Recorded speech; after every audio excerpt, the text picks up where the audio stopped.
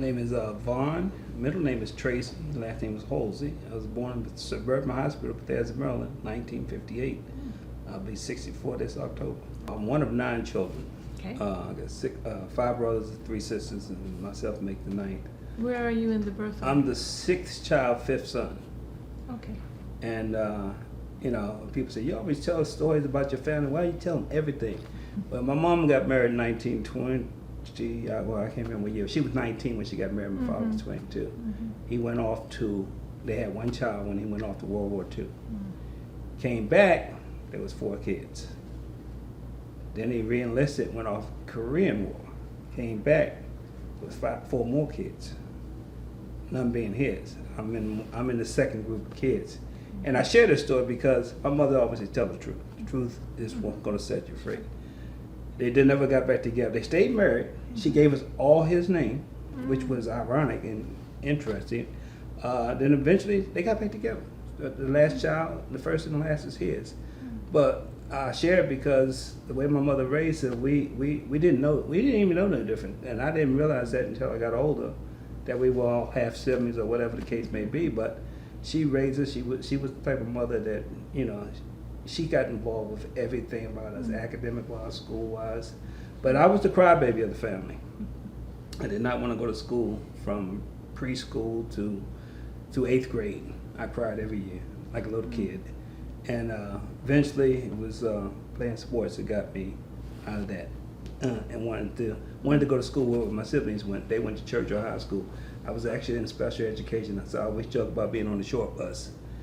And so growing up in Montgomery County, I remember as a little kid, before I was 10, 7 Locks Road, part of 7 Locks Road between Falls Road and River Road, there was a dirt road. I mean, we lived in a shack, a 2-bedroom shack with no running water. This was where? This is right near where Montgomery Mall is in Bethesda, Maryland. Okay. We actually could use Bethesda, Rockville, or Potomac as the address. They all was 20854 zip code. So you could, if it depends on where you want to say you from, you would say, oh, I grew up in Potomac. So I always, my story always jumped because when I went to college in 77, 78, I went to Morgan State. So that was a culture shock for me growing up in Montgomery County. The neighborhood I grew up in called Scotland. Scotland's one of the historical communities in Montgomery County. And there's about 8 or 9 of them in the county, throughout Montgomery County, that date back to the end of slavery. And the families traditionally owned the land, a 2-mile radius, up until 1969. And the neighborhood I grew up in, I had no clue as a kid the history of the black communities and things like that, because the neighborhood I lived in was all historical black neighborhoods. So everybody in there was either related, kin to each other, or just married into. So they rebuilt the community started in 1964 to save out Scotland. Joyce Siegel, if you ever heard that name, she was one of the co-founders of the Housing Commission in Montgomery County. But I believe she was either in grad school or I don't know, she was working on PhD. I was a little kid, but she happened to come along and saw the injustice that was happening to the black families along that strip of Montgomery County, and not just in that area, but she took a real investment and got other communities together, other church groups and other white people who cared about human beings other than just take and get what they could. And a long story with that aspect of it. So the people who own land, that was given land by whoever owned that land, the black families at the time, there was 25 families that actually pooled together and gave up their land so that development could be rebuilt in between 64 and 68. And the neighborhood had, I guess, one of the loans from HUD back then. It was a $40 million loan fixed at 3% for 40 years. Wow. And so the community was rebuilt. We moved out this 2-bedroom shack that we were in, and we moved into the neighborhood. So the 25 families who own land, they were able to buy their townhouse. The other 75 houses, 100 townhouses built, were set for rented for people who lived in the area, and it was based off their income. So my family of 11 moved into this 4-bedroom townhouse. It wasn't like traditional big town. These are small townhouses, but it was new. We had showers. We had running water for the first time that I can remember. because I always tell people, whenever I work in a small building, I'm in the outhouse, because that's how we grew up, having the outhouse. So the importance of learning what you have and where you came from has been absolutely amazing. But so, grew up, went to Churchill High School, was 22 blacks out of 2,000 students in 77. Still, at this point, I don't know anything about integration and segregation, because as a kid, then I found out later that I was part of the second generation integration in Montgomery County. My brothers and sisters were at first. My mother and her members went to Lincoln Park, the all-black high school in Rockville, which the building's still there today. So your siblings were the first generation, older siblings? I'm older. What year are you talking about? My brother is 8 years older than me, so they graduated in 69 and 71. Okay. So they were like the first Yeah. teenage Early generation. 60s. Yes. Yeah. And so we, so after grad, I was a special ed kid, and ironically, I was the only one. My older brothers were in college, and then they got drafted into Vietnam, so they never went to school. But I would end up being the first of my siblings who graduated from college, and I went to Morgan State. I was hoping to play. I was a football player, so, but I got injured my senior year in high school, so the football career was over. Going to college. Like I said, once I got in Baltimore for the first time, it really was a culture shock that I saw so many blacks that all I knew was the ones I grew up with. We were a small group of people who went to Churchill High School. But got married at 19 while in college to my childhood sweetheart. We survived 21 years, and then unfortunately got divorced, but we have 2 children, a son and daughter. We both got remarried and moved on. So growing up, and then once I came back to Montgomery County after I graduated from college, I came back to Montgomery County, and I was living in Gaithersburg, and then I found out there was a unit available in the neighborhood where I grew up. So, my mother still lived there, my in-laws lived there, so of course I wanted my kids to experience the community the way I experienced it, so I was able to move back into the neighborhood. And that was then that when I got involved in the civic association of the community, I had no clue whatsoever about the history of any. At this point now, I'm 22 years old, out of college, and my unit had a leak. And I couldn't understand why my son's bedroom was leaking if I'm paying my rent. So of course I complained. And at this time, my father was working as a maintenance man on the property. Of course, the management company that was managing the property, they would go to him and ask him, you should tell your son to chill out, we're going to get it fixed, da-da-da. But they weren't moving fast enough. So I started taking pictures and took it to the housing authorities and da-da-da. And eventually found out that the management company was not taking care of the property. They was kind of letting the property fall apart, hoping that it would be sold off. This is my opinion based on all the things I found. So I tried to get involved with the board of directors. I finally got involved and became the president of the Civic Association for 10 years, between 86 and 96. In the midst of that, when George Bush Sr. was president, when he started 1,000 Points of Lights initiative, I got a phone call from the White House. I'm thinking, no, this can't be real. So I hung up. I said, what the White House calling me for? Long haul, the next day I get the same call, and they said, please don't hang up, let's hear us out first. You have been invited to come down to the South Lawn at the White House for this address by President Bush to the 1,000 Points of Light Civic Associations from all over the country. And I was shocked. And I asked him, I said, can I bring my wife? Can I bring him? He said, nope, only you can come. So of course I went. And it was just really, in my opinion, it was just a PR thing, because he came out. There wasn't even a presidential napkin for us to take as a souvenir. There was some cookies and juice, but no presidential stuff. He gave a 15-minute speech, shook a couple hands, and that was it. So I felt bad for people who traveled from all over the country for this big hoopla. So anyway, I got so involved in stuff, and then one day I'm sitting in my house and I get a knock on my door back in the Scotland community. I'm president, Civic Association, and this young white fella comes. He said, I got your name from such and such. I wanted to talk to you about politics. I had no clue who he was. So I'm sitting there like we are, and I'm saying, boy, you look just like the Kennedys. Who's Mark Shriver? Oh my goodness. I had no clue. And at that time, he was running for delegate, and he was trying to get the black votes. And he was wanted me, since he found I wasn't very involved in politics, that he would try to get me to help out and get more people out. And Gene Cunningham, I believe, was another delegate, or he was in Congress at some point. And they actually wanted me to get involved to the point where they wanted me to run for a position, but I said no. Politics, I didn't want any part of it because it just seemed, talking about politics and church and religion are two areas that I appreciate both of them, but the difference of that. But so eventually my job fell in my lap at the math when I was back. I decided to go back to school in '89 to become a teacher, because in '89 my high school football coach happened to call me out of the blue to see if I could help out with the football program. And I thought he wanted me to volunteer, so I said, sure, I'll do it. And the ironic thing, at that point, I was working for the city of Rockville on a trash truck. And this is after I got out of college, and I had 2 kids already, and I needed to make money. And my degree was in graphic and commercial. I wasn't in art education, but because of the program I was in, certain things weren't required that I needed to do. And the one thing I needed to do, which I didn't do, was the computer technology aspect of it. So every job I went for interview, they wanted to know what kind of computer programming. So then, it didn't work out, so I ended up doing landscaping, which I had been doing all my life anyway, and had a little business set up. But I started visiting my grandfather. This is 1988, and this is when my life changed drastically, because he had 6 children. Where is your grandfather? He lived in Rockville, Lincoln Okay. Park. He lived in Rockville, and he built his own house in 1929, 28, 29. My mother was born in 29, so.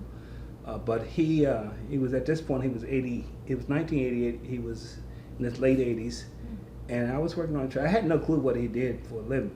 I was one of 37 grandchildren, because each one of his kids, one of my aunts didn't have any children, but the rest of them had either 8 or 9 children. And he just started preaching to me. I just stopped by. My mom was there helping him because he was going through dialysis. So I would go by there and help pick her up, take her home. And then one day, sitting on his front porch, just like we are right here, he's chewing tobacco, and I was chewing tobacco, and he was reciting the Bible, and he started telling me about his life. And he said, I want you to write a book about my life. I said, well, what do you mean? He said, sit down, let me tell you. He said, are you listening to me? And he said, next time you come, bring a tape recorder. And so I did. And so I started recording what he was telling me. But the most important thing I got out when he started telling me these stories about his life, he said he had never went to school, ever, in his entire life. He learned how to read from his ABCs that he was being taught by the family that was raising him. So he's born in 1902, and his mother died when he was 5. He had a brother named Albert, and she would walk from Potomac to what used to be Chestnut Lodge, which was an insane asylum in Rockville, and she did day labor work there. But she would take her 2 boys, my grandfather and his brother, who were 5 and 6 or 5 and 7, according to the story.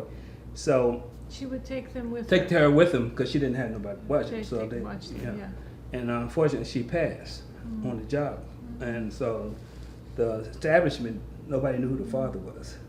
So they gave the 2 boys to 2 different white families, farm families. Ironically, my grandfather was sent to live with the Riggs family, the family that actually co-started the Riggs Bank. And they were like one of the richest families in the state of Maryland at the time, out in Laytonsville. His brother was sent to live with a family in Potomac, in what they used to call the Pines. It was the little area where some black people lived, and his brother was named Albert. And I remember when I was 10, meeting him when I was a little kid, and he was tall. My grandfather was probably about 5. I'm 5'7", so he was like 5'5". But his brother was like 6'2" or something like that. So I remember walking, looking up, and I was like, wow, that's like granddad, but he's tall. So what he tells me about the day he meets his father for the first time, he was a 12-year-old kid. He was on the farm in Laytonsville, and there was an older black gentleman that worked there too, and he used to tease him because he called him, hey boy, you so smart. You know your ABCs. This is a Sunday, 1915. There's a horse and buggy coming up the dirt path. A black man dressed in Sunday best, top hat, the whole works. And he said, I believe that's my father. But yet, he can't remember his father because he was a little kid when his mom died. And so his job was to take the horse and buggy and water the horse, and then the black man went over and talked to Mr. Riggs, who was about to be 80 years old, sitting on his front porch. And this, how I'm telling the story is how he told it to me. And And I'm sitting there listening to this. So I'm like, wow, this is kind of crazy. But he said, Mr. Riggs called him over to said, boy, this man is looking for his son. And he says, your age, and he's been looking for him for a few years. And he said, you kind of look like him. I'm getting older. Would you like to go with him? And yet he never met this man before. And he says, yes. He gets whatever little things he had, climb up on a horse and buggy, and they head from Laytonsville back down to Potomac, Scotland, 7 Locks Road, where I grew up at. That's where he owned property on the corner of Tuckerman and 7 Locks. His father did. I don't know how many exactly acres it was. But he went, he met his half-siblings that he didn't even know he had, because his father was married and had 8 kids with his wife. My grandfather's mother was not his wife. She was one of his ladies on the side, but he went to find his son. And ironic, the girl who taught my grandfather's ABCs had a boyfriend. And at the feed store in Rockville, which is where Rockville Metro Station used to be a hardware feed store where they gathered stuff in the early 1900s. And there was a young man heard this black man talking about his 2 boys he was looking for. And that's how he found out where my grandfather was in Laytonsville. He told him there's a boy out there in Laytonsville, he might be one of your boys. So he went out there and investigated. And so he stayed with his dad. But on the way back home, he asked his father about his mother. He said, where's my mom? And he said, your mom passed. He said, I want to go back. He said, well, we halfway home to my house now, and it's dangerous because of KKK or whatever. We can't be on the road at a certain time of night. So he said, you stay the night. If you want to go back tomorrow, fine, I'll take you back. Because he hadn't really knew him either. But he decided to stay because he had never been around any other black kids or any kids in general other than the young lady who taught him his ABCs. And so he stayed, and he ended up staying with his father, and his father taught him how to find water. At this point, when he left, he was 12 years old when he left the farm. He stayed with his father until he was 18 or 19, and he moved in with one of his half-brothers up in Rockville named Dennis. And at that point, he learned how to find water and ended up getting hired by the city of Rockville. That's when I got here. I said, I didn't even know it. I was working for a city of Rockville that he had actually worked his entire life when he got his first job. So his father came and got him when he was 22, and his brothers, and they registered as Republicans, like most blacks were back then, and it took him to the voting polls. And at the voting polls, he met my grandmother, who became his first wife. And they started dating. Eventually, got married. He used to tell me. He said, "I said, how did you build this house? And how did you build?" He actually bought land for each one of his 6 children, 2 acres of acre and a half of land in Rockville, and they all owned it until either they died or one uncle who's living there, who's 89, is the only one still left that has this property. That is my grandfather got him. But he said, I did it on tick. And I'm saying, what is tick? He said, look in the Bible, it'll tell you what tick is. You don't have a clue what tick is? It's credit. He said, I did it on credit, and also bartered. So he bartered his skills of learning how to find water and become a plumber for the city. Right, he was one of the first people hired on a crew when they first, back in the day, they had a horse and buggy and they dug wells by hand because they didn't have the equipment. So he ended up working, he retired from he lived 40 years after his retirement, which was another unheard thing. But my grandma died when I was 4 years old, and I didn't know until recently how old I was when she died, my mother's mother, and she was a twin. My mom had an aunt that was a twin to her mother, and so I don't know how many years it was after she had died that he got remarried to another lady, and that's the only grandmother I knew because I didn't realize she wasn't my real grandma until later on in life. But he kept telling me, he said, write this book, tell my story, and I'm saying, so after he gave me what I just gave you, I was like, where do I go from here? So for the last 34 years, I've been searching for information between jobs and doing what I've been doing, and I was like, I got to do this here. I got to fulfill this thing. But just recently, and when I say recently, within the last month and a half, some information came to me. And so I did my DNA, and I was trying to find where my roots originated from. My 30% on my pie chart was Nigeria, but I still didn't have a sense of where the family came from. Where did his father come? His father's name, I used to think it was James Fenmore, but it's James Fenton, my great granddad, who picked my grandfather up in 1915.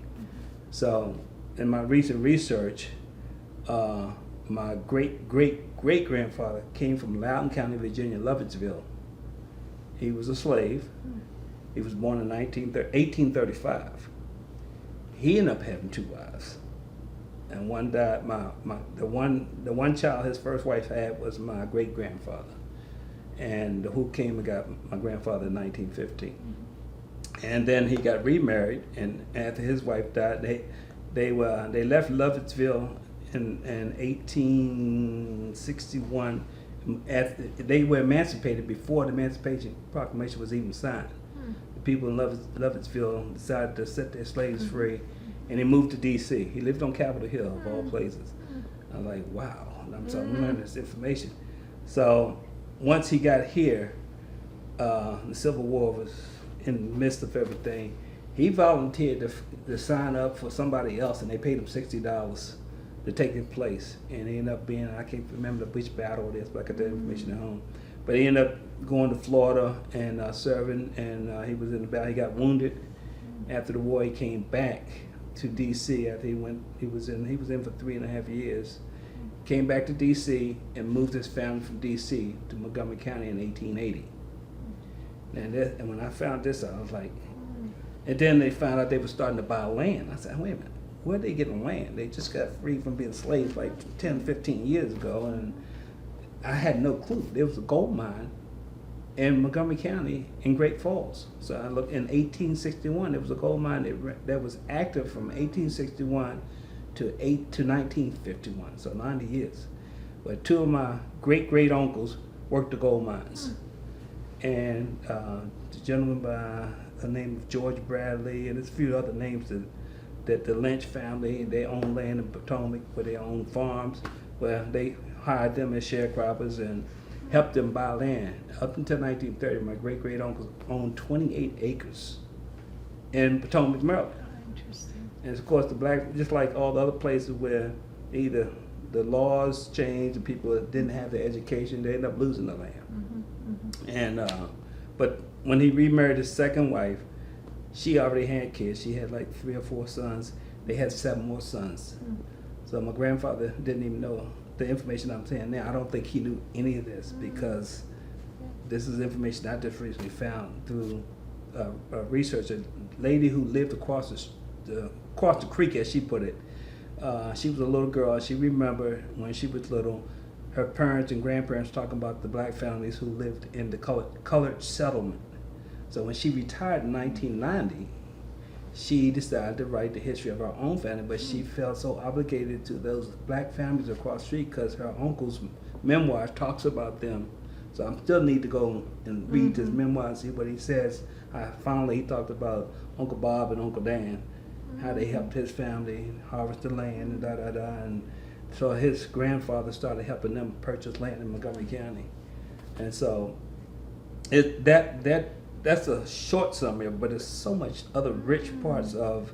And then I found out that my great-grandfather's mother, the first wife, is buried in Montgomery County in the Burnt Mills Estates, which is right off of New Hampshire Avenue, where I met my second wife. It's how the families overlap. And then that my great-great-grandfather, who was born in 1835, is buried in Potomac on the Glen Road.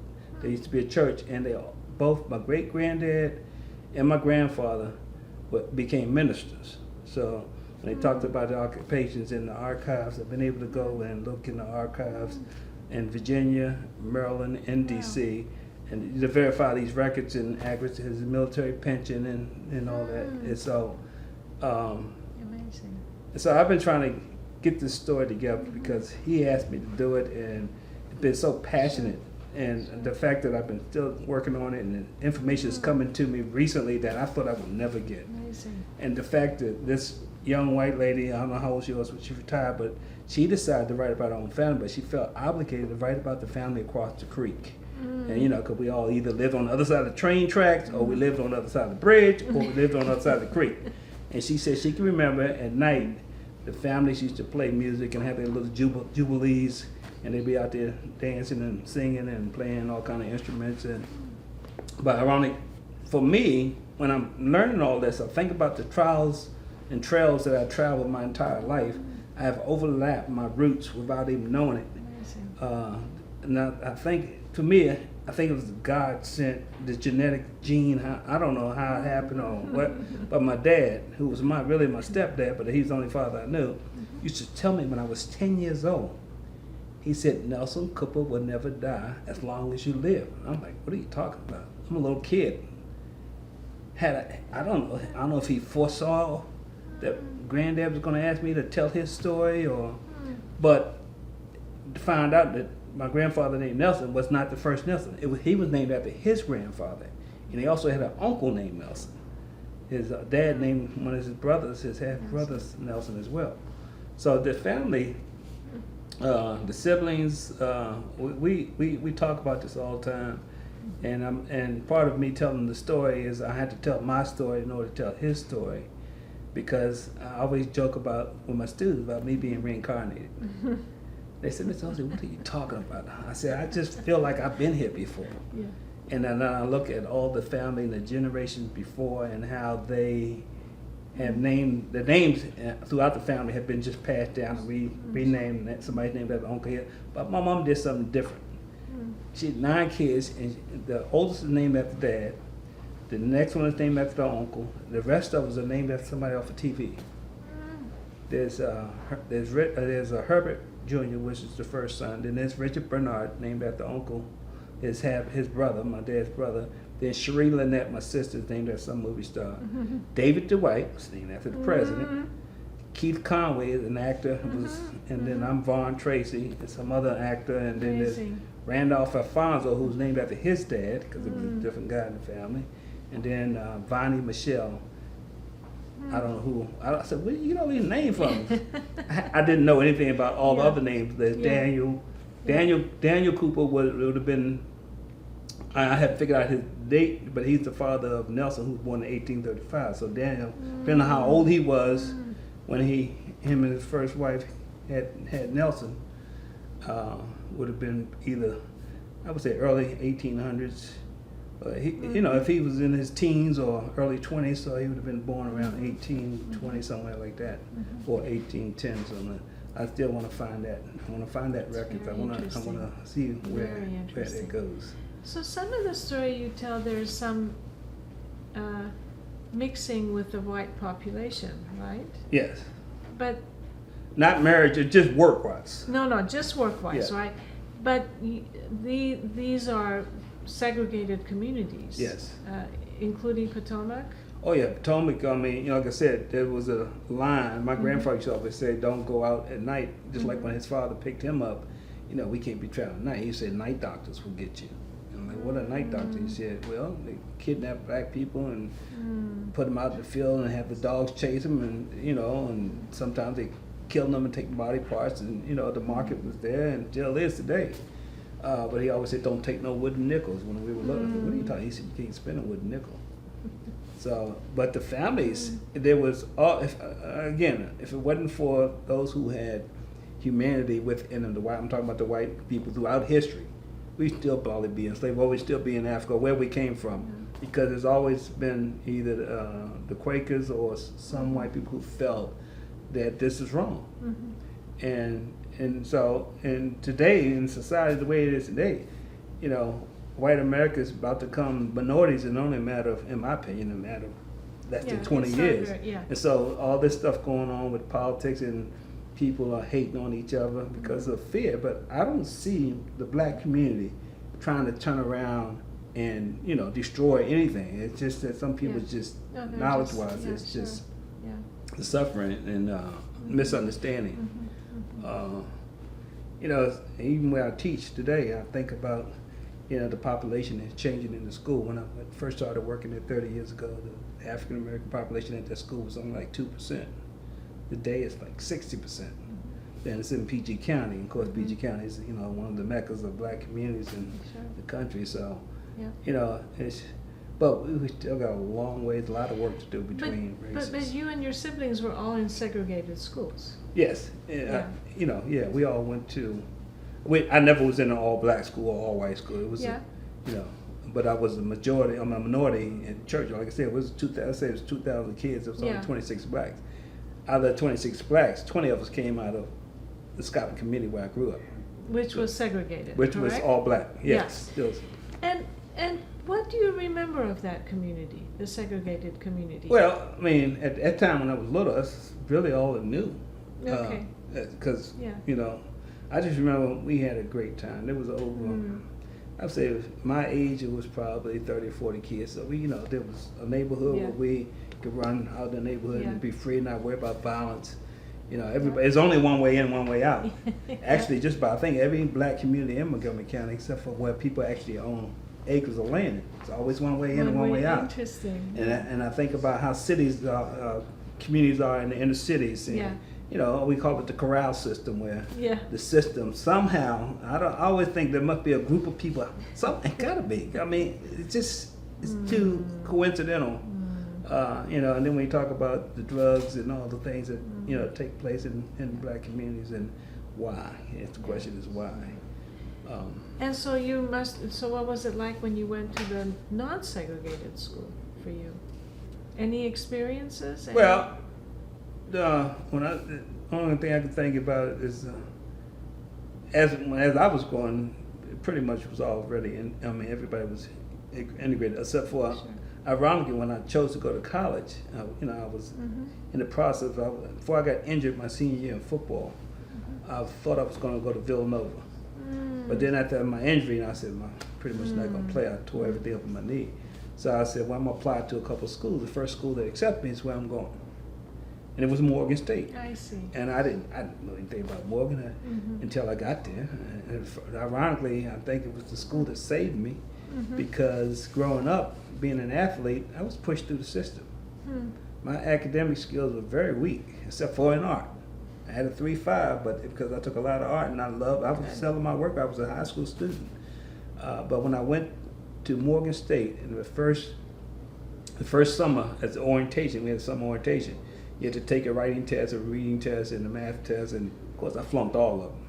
Right away they put me in the summer program, said if you're going to stay at the school, you got to pass these courses. And they really put me on the right track.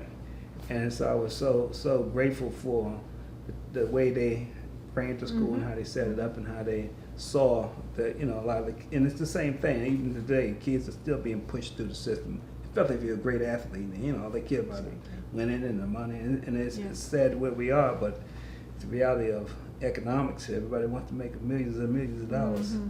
But for me, it ain't about the money. It's about the enjoyment of life. Right, exactly.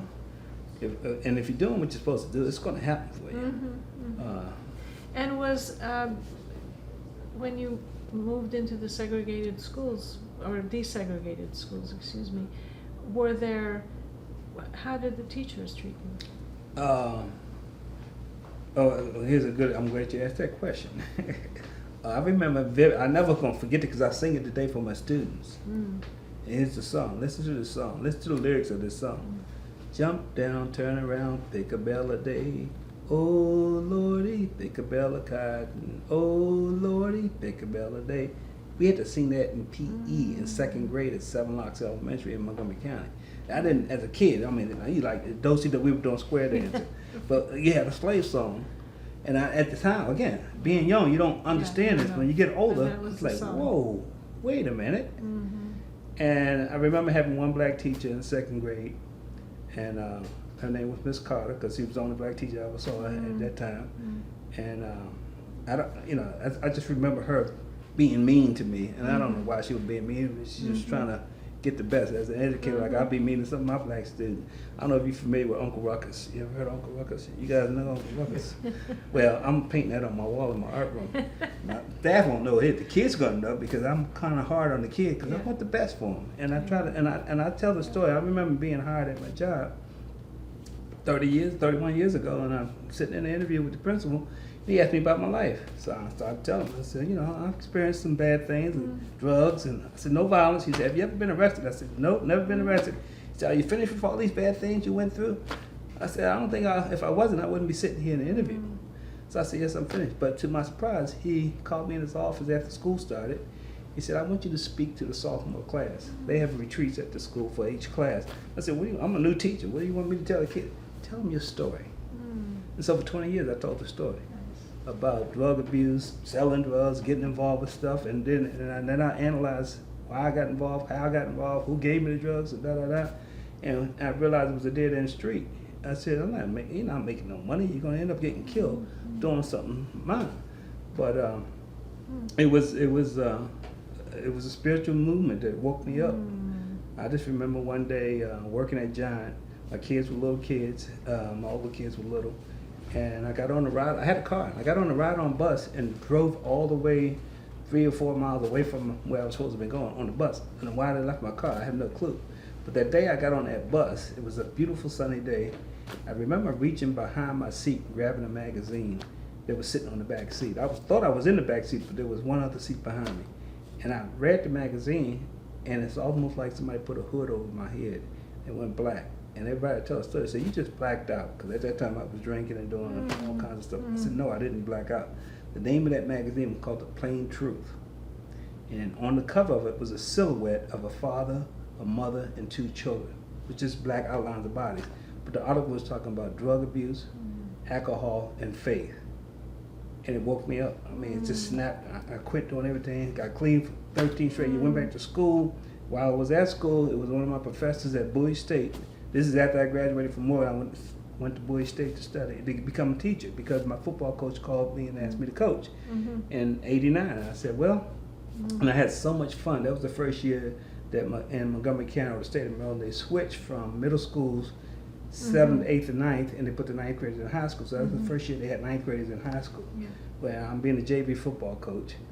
Only thing I knew about coaching was I played the system myself, so I never coached. But he said, look, you played it, you know the system, da-da-da. Yeah. So I took the job, and I fell in love with the kids. I had 120 kids show up the first day for practice.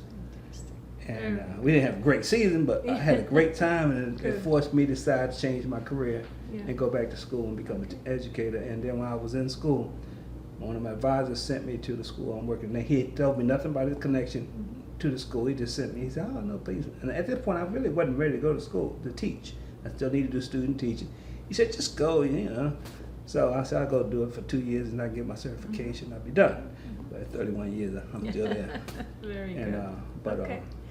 So let's go back and talk about your experiences that relate to being in a segregated world. Just as a young child, I think about when I was 8 years old, my brothers drove me to the country club to make money for the first time in my life, other than cutting grass. And what were you gonna do? Work-wise, at 8, pick up golf balls. Ah, okay. I was a shagger. Ah, okay. So a shagger, well, at the golf course, you're talking about race and how the people who had money and predominantly was no black members at the country club. Right. They were, and no black people could go there and work there or do anything. I remember when I was 8, my brothers took me because they were all 7 years and 8 years older than me. But you know, we had a big family and everybody had to work and make some money, and so it was good to learn how to make $2 an hour. So they took me and my other brothers, younger brothers, to the course, and I said, "What are we gonna? We can't carry golf bags bigger than us." Well, they said, "You're gonna put this baseball helmet on or a football helmet. You're gonna go out there on that range and you're gonna stand behind a tree and make sure you pay attention, because the golfer would come to the pig pen. It was a place called the pig pen. That was given to us by the caddy master, who happened to be an older black man who lived in the neighborhood. So y'all go back in the pig pen and wait till they come and get you. And in the pig pen, you learn everything you shouldn't have learned. Were you the only black on this golf course? No, as far as caddying and shagging. Yeah. No, it was a bunch of older guys and my brothers. You know, all black. All black. Okay. Yeah. So all the caddies and everything were all black. No one white would do this. I never saw anybody white other than the golfers. Okay. And so this is 68, 69. And so I did that, and I started carrying. I got to caddy for the first time like 5 years later. So when I was 13, I started to learn how to caddy. And I actually caddied from, so that's early 1972. I didn't stop caddying until 1997. And the reason I stopped caddying because a young white guy came and started a program called Caddy Master. At first, I didn't like that name. None of us liked that name. I said, "Why you got to use Caddy Master?" And his program, it was good for him in the country club because he got a contract with the country club. But I'll come back to that because I want to go back to. Okay. So as a little boy, I'm learning how to caddy, and then my brother, they all started getting ready to go to high school. They were part of a band, and it was a mixed band. It was some of the white classmates, and they were really good. And because I guess one of the members was white, I don't know what kind of connections he had to the particular golf course, but they were scheduled to play. So the night they went there, dressed in their tux, and they had their instruments, and they wouldn't let them in because they were black. They didn't know they were the group coming to play for them because they had hired. So they ended up getting paid, but the simple fact that we could caddy there, but we couldn't come in that clubhouse. So we talking about 1971, 72. And so that experience, and the only other time, because we never really traveled anywhere. We couldn't afford to go anywhere. But whenever we walked anywhere, as little kids, we used to ride in packs, like anywhere from 8 to 10 of us. We would ride like 5 miles from where we lived at to go downtown Bethesda to Little Tavern's hamburger stand. But and at night, if you out there, people driving by yelling out, nigga this, nigga that. And so I'm not a gun person. We didn't have no guns, but we had chains and we had little hatchets and knives to protect ourselves. But we were always in a pack because, like I said, the grandfather said, "Don't ever travel at night because you disappear and nobody know what happened to you." But then I think about high school. What happened in high school? I had a great experience in high school, but I do remember all the blacks in Churchill were put in the same English class, regardless of grade level. We're put in The same English class. English class. So we all were put. So there's 26 blacks all in the same classroom, regardless of the age and difference. And that was one of the things. Of course, we thought it was fine because we were kids having fun. I remember an English teacher coming, and she was a long-term sub, and she got to the point. She said, "If you all just do what I ask you, you don't have to do any work. I'll just give you A's." Of course, I got an A. I said, but it's going to come, and I, again, didn't realize until I went to college how much it hurt me to be pushed through the system like that. So can I go back to the golf course Yes. and all of that stuff? So, the 1971 is not that long ago when you said, it still was segregated. Well, it was it integrated, was but it was everything else, But, the band couldn't Yeah. go and They play. couldn't play. Clearly there's a They wouldn't allow them. there's a wall, right? So you mentioned Bethesda, and I'm curious, what was Bethesda like? Where was the black community in Bethesda? Well, the only black community was the one I was in. There was a few. There was actually a couple of them, but they were small pockets. Again, some of these people had owned their own land. There was a lot of black people who owned a lot of land in Montgomery County. Actually, up till the 40s, till after the war was World War II after World War II and the Korean War, that Montgomery County was pretty much 60% owned by blacks. And when all the rebuilding of after the war, and they started building these model houses, blacks were forced off their land by means of lack of education because they changed the laws, tax laws. So if you couldn't afford the tax law, you end up losing your property because of taxes. So there was a movement. There was a movement that went to D.C. Right. and PG. So, and then like Georgetown was all black. And so the land was taken away. Land was taken away, and there were developers that were calling, threatening people and saying, we're gonna bomb your house or do this and that, and so there was a lot of stuff going on under the undercurrent kind of stuff that as a kid you don't know these things. Right. But I look back and I think back now as I got older, and I said, wait a minute, this explains why this was happening and why all the names calling and all that. But one of my friends, now I don't know if it was racist or if it was just a situation where he got killed. 15-year-old, he got shot in the back with a sawed-off shotgun. It's supposed to have been he wasn't supposed to be the one that got shot. He fit the mold of another. And we found out, long story short, we found out that these were schoolmates who killed him, white schoolmates. And I think one of my teammates in the backfield football was in that car. Because he ended up having a mental breakdown years later. And 35 years after we got out of high school, his brother, who was the other running back, we were at the football reunion, he kept saying Bernard, the guy who got killed named Bernard Wilson. He said he didn't get killed by angel. And so as I'm writing my stories, a chapter on killed by an angel, which happened to be the guy's last name. So I kind of kept, just trying to twist words around.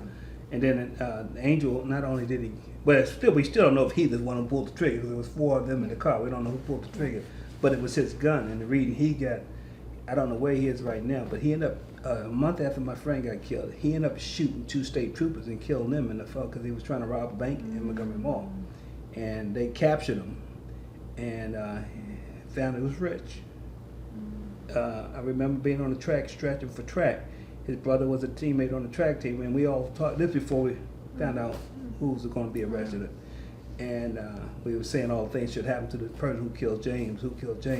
But for me, it was extra painful because the day he got killed, he was at my house, and I was talking to kids about be careful what you say to people because you don't know what's going to happen. And I was supposed to have been taking the trash out or something. Something I was supposed to do, and I didn't do it. And he said, Miss Holsey, I'll take care of it.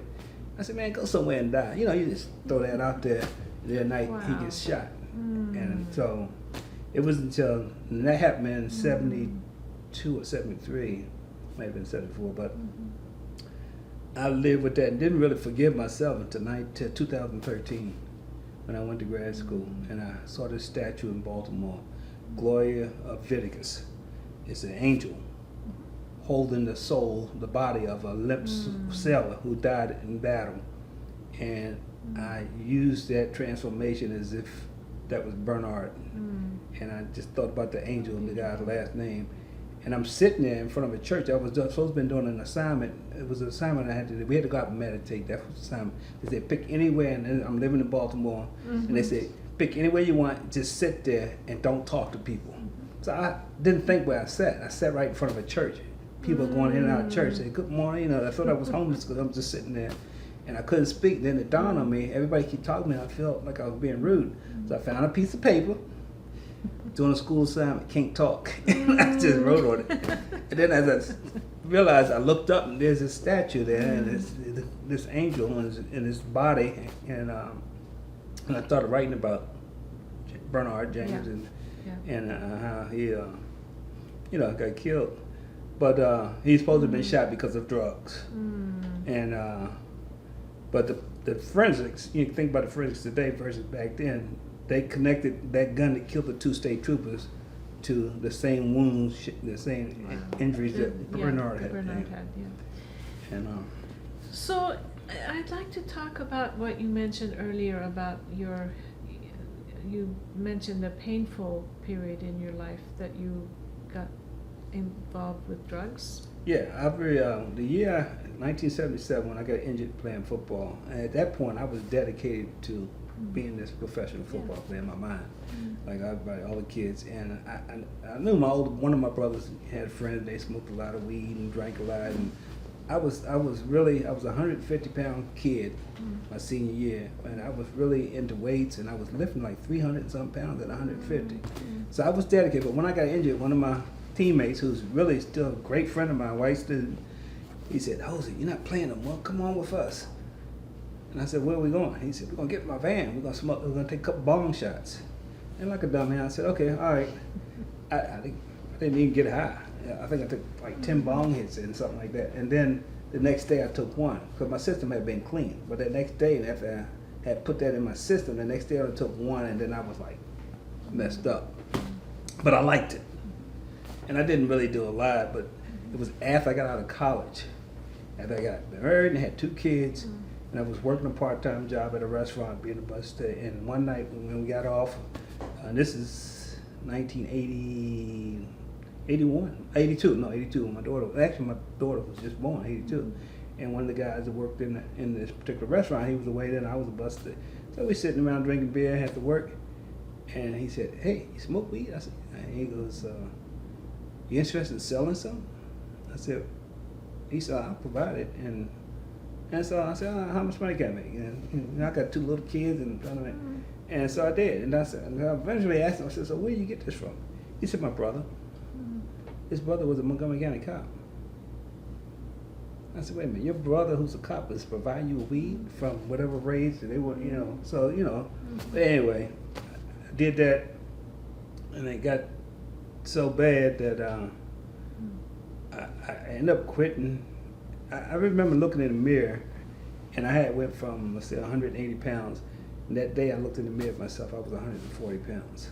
I had dropped 40 pounds from, not only was he introduced me to additional marijuana, but there was cocaine. And then I didn't do this on purpose, but after I tried it the second time, I was like, wait a minute, PCP. One of them, and I think I've been put through those experiences not knowing that I could be working with these high school kids years later. But as I started, once I cleaned my act up, talking with the kids, and the kids started asking me questions, and I tell these stories at the retreats, and so it made me become a better human being to help educate and teach. And I said, because most people don't survive some of the things, and I said, well, how did I get? I said, there's got to be a purpose for this. Because I never put no needles or anything like that. I mean, I never took I did take some pills, and then one of my jobs, another job, guy was feeding drugs to his employees. I'm just gonna take that napkin off your. One of my bosses on another job I was working at one point in '88. I was working 8 jobs. They were all part time because I decided I was gonna go back to school. He said, "How do you work 8 jobs?" I said, "You just gotta figure it out." I was on the trash truck. I was working at I was working at 2 different restaurants. I was caddying. I was working for Montgomery County Rec, Montgomery County Schools, all at the same time. And it just happened. And it got to the point that Montgomery County figured out that I was working so much for the system that they said, well, you can't do this. How's that possible? I was working 5 different positions in Montgomery County School. They said, we owe you a lot of overtime. So they made me stop. I said, look, if it fits my schedule, I worked I was coaching, I was a janitor at night, a janitor on the weekend, I was a substitute teacher, and I was a teacher's aide, all at the same time. And they were different agencies, so I was getting different checks. But I did for 5 years before they figured out that, and they said, you can't do this. I said, I've been doing it. But the drug thing got so bad when I was in the early 80s that, I ended up separating from my first wife when my kids were young. And I remember trying to move back home one time, and I would take my bag from my car and leave them at the front door. And my kids were little, and their mother had them dragging those bags through the house and putting them in the dumpster in the backyard, the trash can. I said, what are you doing? You're not ready to come home yet. Mommy said you're not ready to come home yet. So, kind of shook me up, but I went back. And that was the next day was when I had that experience on the bus that I was saying earlier about the magazine, The Plain Truth. Right. And I read that article, and I went back to my car, and there was a note, and she said, okay, me and the kids talk. If you're ready to come back home, we're gonna let you. And this is in the neighborhood that we grew up in. And then that day, for 13 years, I didn't drink, smoke, do anything. I just started to clean my act up and got very involved with county politics for a minute and the civic stuff in the community. But, and so I was trying to help other people understand that if we don't do something, we're gonna lose this community. Because I didn't know the history behind it until I was older. And thank God crack wasn't around. Because I do have a sibling. One of my siblings is right now really struggling with that addiction, and I'm actually surprised she's still alive because it's that bad. But she got hooked, and when she was I in college. Well, anyway, she had going out of state to another state, and she found a guy, and somehow she got hooked on these drugs. When she came back to this area, she called my mom and said, "I'm coming home," and could we pick her up at the train station? When we got to the train station, we didn't even recognize her. We didn't even know it was her. She had dropped so much weight, and she had something wrapped up in her arm. We didn't know she had a baby. She had to steal her baby out of the hospital. Because in the state, Florida, that's where she was at, they take the baby from the mother, and I guess one of the nurses told her, she kidnapped her own baby out the hospital and came home. Out of all that, God blessed her with a child. He didn't have any severe side effects. He got scoliosis. We don't know if that drugs have something to do with that. It's not so bad that you can see it, but he does have it. But he was in ragtime at age 4. He was born gifted with vocals that blows me away. He'd been in commercial. I mean, he ended up, and then, so she got clean. She cleaned up. Nice. When he was in 9th grade high school, she called me up. She had a setback. She asked me to take him. I said, what do you want me to do? She said, well, he's not going to school. Can you get him in your school? So I said, this school is very difficult to get in. Felt that under the circumstances. I went to my principal and told him stories like I'm telling now. He said, we'll give him a shot. If he can survive, let's see what his grades look after one semester. But he needed to take, because he hadn't gone to school his freshman year, so he needed to take 2 math classes. Unbeknown to any of us, he was a math genius. And he ended up graduating from the school and the music program, and he just blossomed. And I had to send him back home after he graduated. He didn't want to go back. I said, you got to go back. Your mother needs you. And they're having a hard time. But the drugs, that's a family thing. But I look at the situation all over, not just also in the neighborhood, but all over the country. And it's, but the story is, we go back and look at how all these different drugs were fed into the communities and war on drugs, all that. Sure. And then you think about, you go, PG's getting hit just like DC and any other city. The alcohol. Alcohol's worse, to me, is worse than marijuana and other drugs, but all of them are bad. But I remember doing my speech class in college. I had to give a formative speech, the argumentative speech, da-da-da. So I chose to do one on the benefit of marijuana versus alcohol. I ended up getting an A off the speech because it was a lot of fun. I demonstrated a little bit, and even though it was fake stuff, but the teacher was cracking up, the kids were cracking up. I said, he's really doing a speech on smoking marijuana in class. It's college. You gotta have fun with it. Yes. But so I've always tried to take any negatives and I talk to my own kids, but the students I teach, I say, even in death, look for the positive.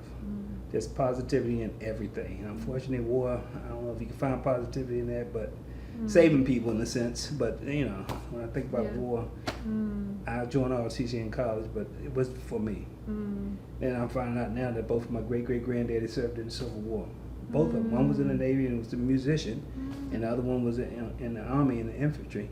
And then my dad was in World War II and the Korean War. Not my grandfather didn't fight, but his brothers and my uncles, they all served in Korean wars. And the ones in the Civil War, do you know where they were? He ended up going to Florida. From here, and he went to Florida, and they sent him to Louisiana. And he was in the 2nd Colored Infantry. And one of them, I don't know if his name is on there, but my grandmother's father served also in the Civil War. And he's on the colored monument, the colored thing here on U Street. I haven't even been to it because my other nephew went down with.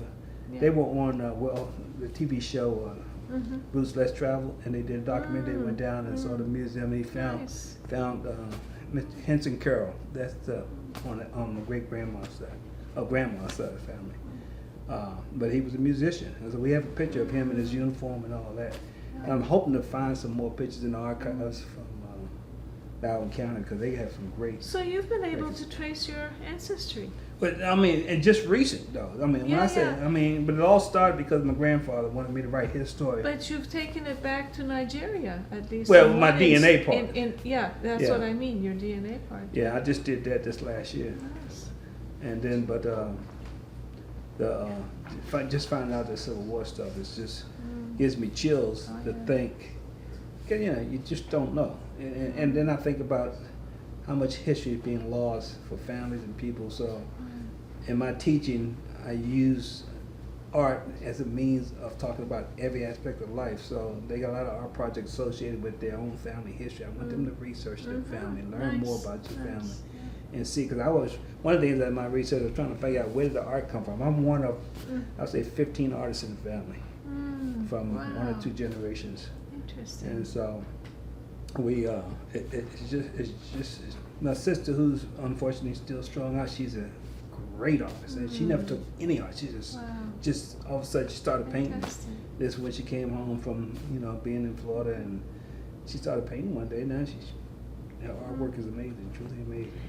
So, Vaughn, you've given this wonderful story about your family, yourself, really the bravery that you've shown throughout your life about whatever life brings you, and sometimes it's not so easy. I'm wondering, given the current current climate in this country in relation to race, what are some of your concerns?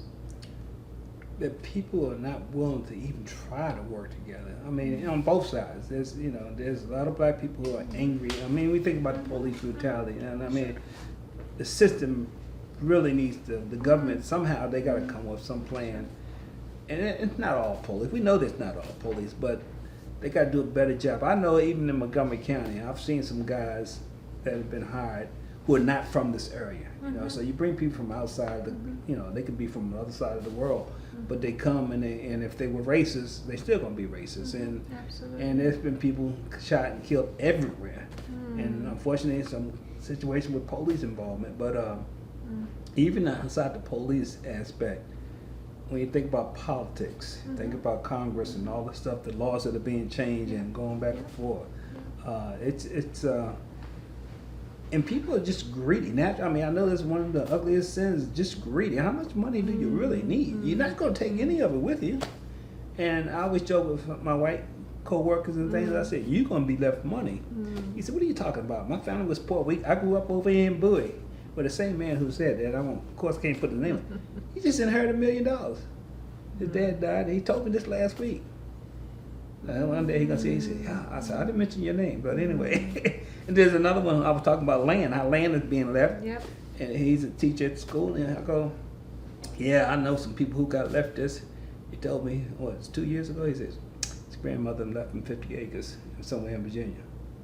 I said, you didn't even know, that's what I'm saying. It's that the generational wealth that we don't have. In some cases we do. Exactly. But one of my biggest, the racism, when I talk about racism, I ain't talking about just white on black or white on Hispanic or whatever. Black on black. Classism. Classism is one of the ugliest, the biggest. I mean, there's black people who look down. I have had people come in my class from an open house, and I'm got my shirt and tie on and my name tag on. And one of my parents who had been at school for a while was sitting at my desk. I had a black family come in, they looked at me and walked over there and started talking to the lady who happened to be another parent. And she was, I don't know what she was doing, but she was sitting with them. And they started asking about the program, and she looked at them and she said, well, you need to talk to the teacher. And they looked at me and walked out the door. I'm like, I'm just like, but so it happens on both sides. People, and I would say if blacks who have achieved can actually go back and help where they came from, because some people forget where they came from. So if we can do that, we can just go back. You don't have to. You're not going to say we can't save everybody, but go back and help out. Donate some time, if not money, time. It's like tithing at church. People cry about that, but you can tithe by using your time and doing. I remember I used to cut the grass at one of my churches, and they stopped me from cutting. I was cutting for free. He said, we want to pay somebody. I said, wait a minute, I've been cutting grass for 2 years, and you want to pay somebody? What sense does that make? And he, pastor was serious. I said, okay. I called my brother up. I said, you want to make some money? My church wants to pay somebody. So, but, but society, we have made some great strides. And we just got to figure out the storm, they always say, the storm gets worse before it gets better, and we got to go through this, but But it depends who the next president is. We're gonna find out real quick how the world, America is. We waste so much. I think about when I'm traveling across the country on vacation or whatever, and even just going down, let's say from here to North Carolina, look how much land we pass. All these, I said, it's so much. It's just one state. So if we think about all the property all over the world, there's so much we can do to help, and so. It's just, people got to come together and start thinking about the money. Now, I know we got to pay taxes and this and that, but, the upkeep and things, and I understand that process, but the greed and the thieving and the stealing and, taking and not wanting to share and not wanting to help, that's one thing where I'm working at. I really appreciate how we work together. But there's no place perfect. I always joke all the time that I'm Mr. Perfect. My wife would say, you're not Mr. Perfect. But I found this black doll in Safeway a few years ago for Valentine's Day. His name was Mr. Perfect. So I gave it to her. And she said, oh, you're real funny. I said, well, who makes a doll Mr. Perfect? He had cornrows and a red shirt and khaki pants. I don't have cornrows no more, but I had them at one time. But I don't know. Only thing I can do if everybody does their part, and I think Yeah. we can Yeah. achieve some kind of equity and equality, something like that. But it's going to take people to accept the fact that, you know, what happened in the past happened. We don't want it to continue to happen. We got to, you know, really work together to complete, for not have to repeat what's going on. And sometimes I see certain things going backwards. Yes. And I'm more concerned about the kids because technology has changed their minds. They have no clue about the gifts of just free play because they're so caught up in the phones and computers and all these things. So just talking to them, and I got to get them to teach me how to use my phone on my computer because the apps, every day is a new app. Every day is this. And social media is, I mean, it's Yeah. I guess the battle of evil and good. That's how I see it. That's what it is. It's ongoing, and so Yeah, we it come is. at each other from both directions. Is there anything else you'd like to talk about? Have we covered? Family. We talked about family, history, art. Okay. Ever since I was a little kid, like I said, I've been drawing since I was second grade, but it was in 1995, one of my coworkers gave me a pamphlet. It was a pamphlet written by Pope John Paul II. And before I read that pamphlet, I actually had the pamphlet for 5 or 6 years before and I was cleaning up it and I found it. And I said, you know, I never read this, let me read it.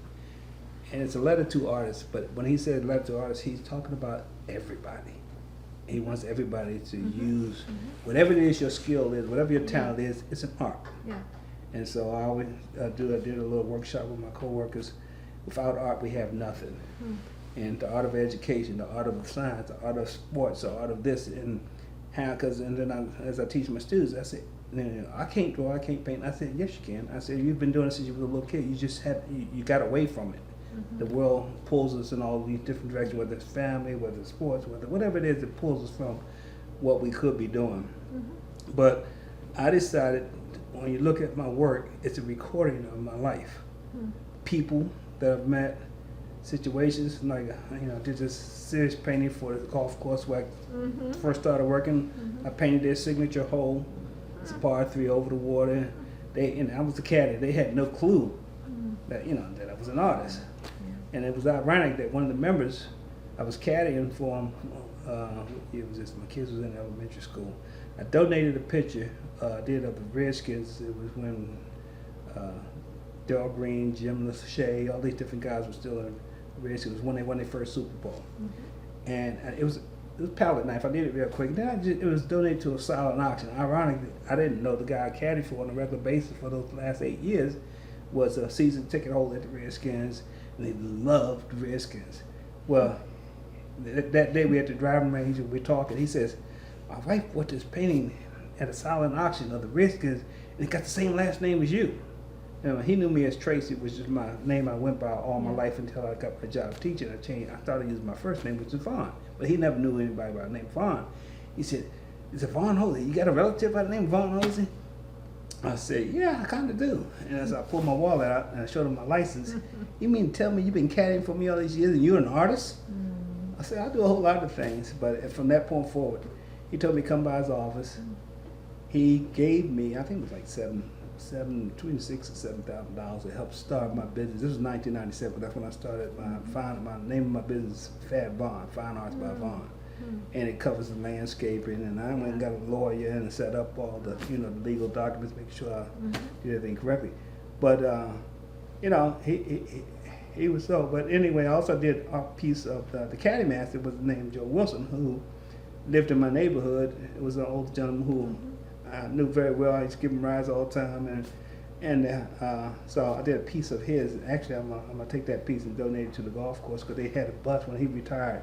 They had a sculpture made of him. They have it sitting in a lobby. But I got this painting of him at work that nobody's ever seen. Oh, wow.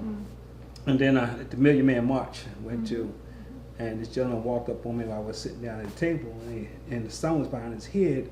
He had long dreads. He looked like Bob Marley. He had these long dreads, but he had a dashiki on. And I asked him freeze. I said, can I take a picture of you? He said, sure. So I took the picture. When I printed it, it looked like Jesus. I said, it looked like this. So I told him, I said, I'm going to paint this picture. And sure enough, he said, can you call it baby Jesus? My mother's a minister. She's from Detroit, Michigan. So anything that has happened in my life, I didn't purposely do it, but I just, as I look back, I Sure. got several pieces I did of my grandfather, Yeah.